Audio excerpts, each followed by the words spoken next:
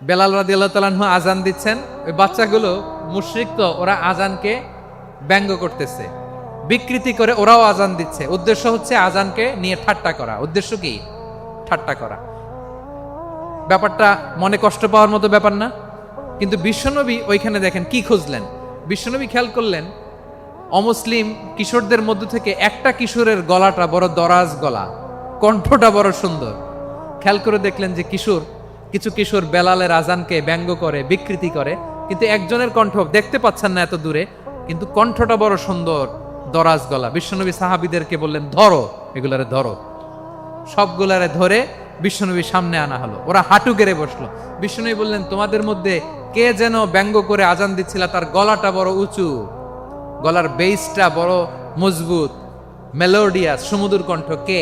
আবু মাহজুরা বলে, আমার বন্ধুরা সবাই আমার দিকে আঙ্গুল দেখায়, আমি পড়ে গেছি বিপদে। রাসূল সাল্লাল্লাহু আলাইহি ওয়াসাল্লাম বাকি অমুসলিম তরুণদেরকে ছেড়ে দিলেন, বললেন তোমরা যাও। এবার আবু মাহজুরারে পাইছে। আবু মাহজুরার চুলের মধ্যে হাত দিলেন বিশ্বনবী, মাথায় হাত দিয়ে বললেন, এবার আজান দাও দেখি। আবু মাহজুরা বলে, আমি তো আজান দিতে জানি না, কারণ আমি তো বেলালেরটা শুইনা দিছি, আমার তো মুখস্থ নাই, আমি তো আজান দিতে জানি না। বিশ্বনবী বললেন, জানো না? তাহলে আসো, আমি তোমারে শিখাই দেই। সুবহানাল্লাহ পড়েন।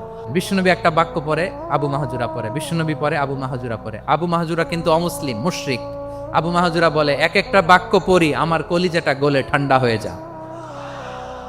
এতদিন মোহাম্মদকে গালি দিতাম, এখন মোহাম্মদ আমার মাথায় যখন হাত রাখছে, আমার সারা শরীর ঠান্ডা হয়ে গেছে। পুরো বাক্যগুলো যখন শেষ, আজান শেষ, আবু মাহজুরাও যখন পুরো আজান পড়লেন, আবু মাহজুরা বললেন, এতদিন মোহাম্মদের চেহারা দেখলে আমার ঘৃণা লাগতো, আজ থেকে মোহাম্মদের চেহারার চেয়ে প্রিয় চেহারা আমার কাছে নাই। আবু মাহজুরা বললেন, ও মুহাম্মদ, আজানের বাক্য তো আপনি আমারে শেখালেন, এখানেই শেষ করবেন না, আপনি আমারে পড়ায় দেন। লা ইলাহা ইল্লাল্লাহু মুহাম্মাদুর রাসূলুল্লাহ সাল্লাল্লাহু আলাইহি ওয়াসাল্লাম। বিশ্বনবীর সাথে দাঁড়িয়ে উনি শাহাদা পড়ে মুসলমান হয়ে গেলেন। এবার আবু মাহজুরা বলে, ইয়া রাসূলুল্লাহ, ইয়া হাবিবাল্লাহ, আমি মুমিন হয়েছি, মুসলমান হয়েছি, আপনার কাছ থেকে আজান শিখার সৌভাগ্য আমি লাভ করেছি গো নবী। আমার কণ্ঠের বড় তারিফ করেছেন আপনি, আমার আজানকে আপনি পছন্দ করেছেন। একটা জিনিস আপনার কাছে চাই, আপনি আমাকে মক্কার মসজিদুল হারামের মুয়াজ্জিন হিসেবে অ্যাপয়েন্ট করে দেন। বিষ্ণু ইসা ইসলাম বললেন, যাও আবু মাহজুরা, আমি তোমাকে পৃথিবীর শ্রেষ্ঠতম মসজিদ মক্কার মসজিদুল হারামের মুয়াজ্জিন হিসেবে অ্যাপয়েন্ট করে দিলাম।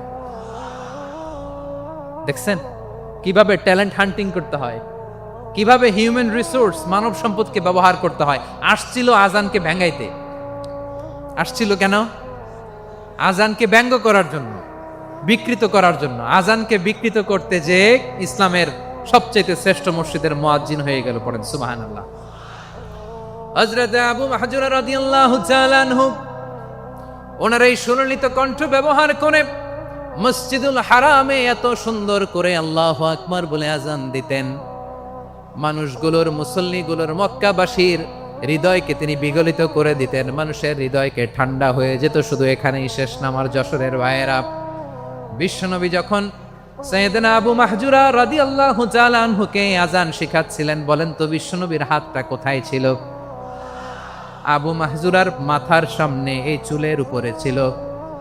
আবু মাহজুরা ওই স্মৃতিটাকে ধারণ করবার জন্য, ওই স্মৃতিকে বহন করার জন্য বিশ্বনবীর মোবারক হাত আবু মাহজুরার কপালের চুলের যেই জায়গায় লেগেছে, মৃত্যুর আগের দিন পর্যন্ত আবু মাহজুরা মাথার ওই চুলে কোনোদিন ছুরি আর কামার লাগায় নাই,